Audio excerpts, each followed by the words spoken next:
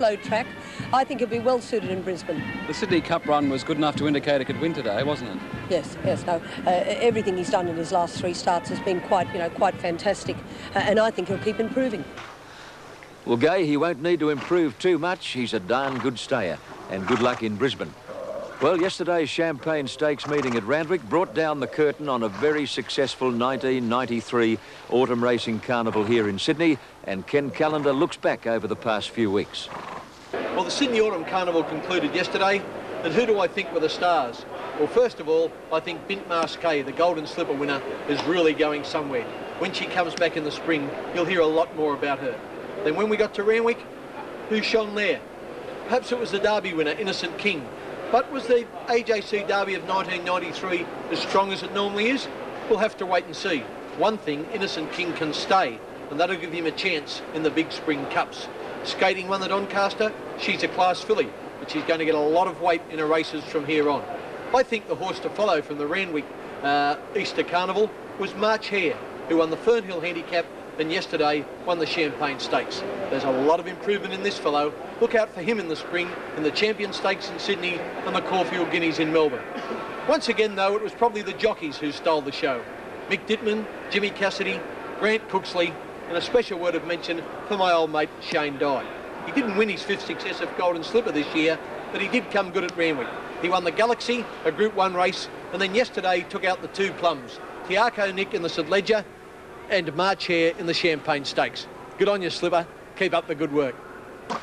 Meanwhile, champion jockey Mick Dittman is confident he can beat a careless riding charge on appeal after being suspended by stewards until the 8th of May at Randwick yesterday. Dittman said after being found guilty of careless riding on Gold Apple in the first race on the program that the evidence was all in his favour. In fact, he told the stewards at the inquiry he was absolutely dumbfounded at having been charged in the first place. Despite the strong argument put forward by Dittman, Chief Steward John Sreck was very confident the charge could be sustained. Dittman requested that tomorrow's Randwick meeting be included in the suspension period, but Chief Steward John Sreck ruled that he must fulfil all engagements.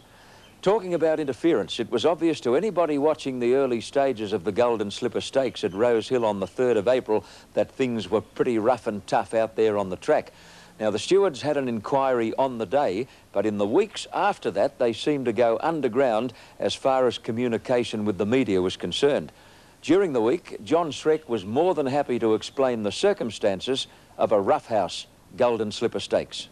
OK, right off the top, let's identify the 4 key horses involved in this chain reaction in the early part of the Golden Slipper. Now, this is Sportsworks out of barrier 15. The winner of the race, Bint Masqué, out of 14. The filly Rock Review, the chief sufferer, out of barrier 13. And here in white colours, John Sreck, is Jetball. As we roll tape, and you take it from here. Thank you, John.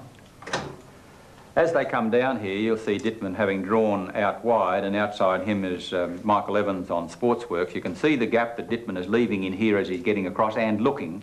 And if you watch also over here in the white colours, to Jetball, and we'll run that back once more just so that to explain it a little further. As you watch the airspace that Dittman is leaving, Michael Evans will slot in there, and if you watch this horse, Russell looks, obviously he gets a call, and he shifts out a little bit, and you see Rock Review checking there and nearly falling. Consequential interference to Alley Glen, severely checked. Capablanca, Danger and Justice Prevails are all severely checked as a result of Rock Review almost coming down. Well, when the clubs in Sydney first allowed the films to be used or to be sold to the public, it was on the understanding that the stewards exercised discretion to keep the films back or not. We believe that this was one of the times when we should have exercised that discretion. John, this is probably the most important race breeding-wise and in Australia today. The repercussions that flow from the Golden Slipper Stakes, if you look at Vane and Todman and Masqué and Marauding and so on. And we felt that it didn't reflect the way that, upon our racing, the way that we would want it to, and the way that the Sydney Turf Club would want it to. You must have felt it serious enough to warrant this exhaustive investigation, and yet there was never a possibility of a jockey being suspended.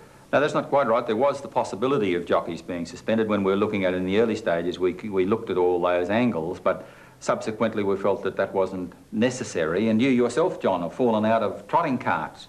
and there was no one suspended in relation to the accident that you were involved in. Yeah. That can happen at the races every day.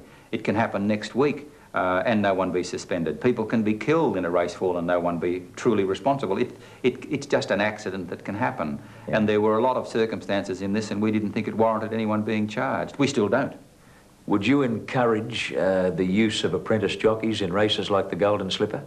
Well, John, it's been, that ultimately is a matter, one, for the AJC to amend the rules to prevent that from happening, or two, for the club to frame the conditions of the race to prevent it from happening. And I think it is a matter that's best left to them. It is a policy thing, and it's something that I don't think I should comment upon.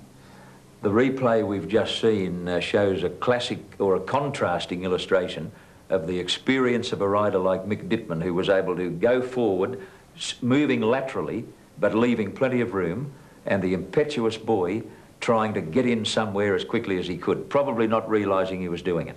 No, well, that's right. Well, looking at the film, you can clearly see that Dittman's doing about as much as could be asked of him, getting across carefully and looking and leaving air space, sort of breathing space between himself and Cassidy on Rock Review and Jetball back on his inside.